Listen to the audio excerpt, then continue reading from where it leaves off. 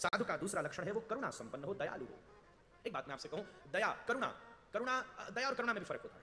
दया दीन को देखकर होती है, दीन को देखकर दया आ सकती है। दया सब में आ सकती है, क्रूर में भी कभी दया आ सकती है, करुणा सब में नहीं आ सकती। कारुणिका, शिव केवल दयावान नहीं है, करुणा। करुणा शिक्षा से नहीं आती, करुणा केवल अभ्यास से नहीं आती। करुणा धन से, धन हो तो दया कर सकते हो, करुणा धन से नहीं आती, करुणा सदा संस्कार से आती है, संस्कार से। एक बहुत बड़े अफसर क्या, एक उसने मुझे भेंट की अपनी जीवनी, तो उसकी जीवनी का एक अंश मैं पढ़ रहा था, भी नाम लेने का कोई फायदा नहीं, संत समाज बैठा है, पर वो बात अच्छी थी। उसने उस जीवनी में एक प्रसंग कहा कि मैं एक बार सफर कर रहा था और उसी समय मैंने सामने देखा गाड़ी एक जगह रुकी तो एक बड़ा सुंदर चिड़िया का घोंसला था।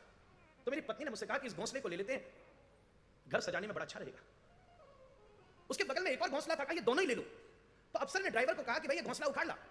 ड्राइवर ने सोचा मैं भी कहां झंझट करूं, अफसर का ड्राइवर भी अफसर से कम होता है क्या। उसी समय एक ग्वाला वहां से जा रहा था, गांव का सहज व्यक्ति, उसने उसको कहा कि ले भाई 20 रुपया तुझे दूंगा, ज्यादा काम नहीं है, पेड़ से एक घोंसला लिया। उसने कहा मैं तो नहीं लाता। उसने कहा मैं तुझे 100 रुपया दूंगा, तू ये घोंसला लिया। बोले मैं तो नहीं लाता। 500 रुपया दूंगा, तू घोंसला लिया। बोले मैं तो नहीं लाता। उसने कहा 500 रुपया दे रहा हूं, तू क्यों नहीं लाता। बोले इसलिए नहीं ला रहा क्योंकि मुझे मालूम है कि दाने चुनकर जब शाम को ये चिड़िया वापस लौटेगी और मां अपने अंडों को और घोंसले को न पाएगी तो उसको कितनी पीड़ा होगी, कितनी पीड़ा होगी। वो अफसर अपनी जीवनी में लिखता है, उसे सुनते ही मैं स्तब्ध रह गया और मुझे लगा कि मैंने इतनी बड़ी पढ़ाई करी, आईएएस की, आईएएस की, ये जने कौन सी जिनको पढ़ने के लिए 35-35 साल जीवन झोंकना पड़ता है, लाखों लोगों में से एक व्यक्ति का चुनाव होता है, वो सब एक तरफ धरी रह गई और इस गांव के सहज व्यक्ति ने जो मुझे अनुभव करा दिया, एक तरफ वो शिक्षा और एक तरफ खड़ा हुआ संस्कार। कारुणा, करुणा संस्कार से बनती है। कोई बहुत ज्यादा ज्ञान लेने से करुणा नहीं आ सकती।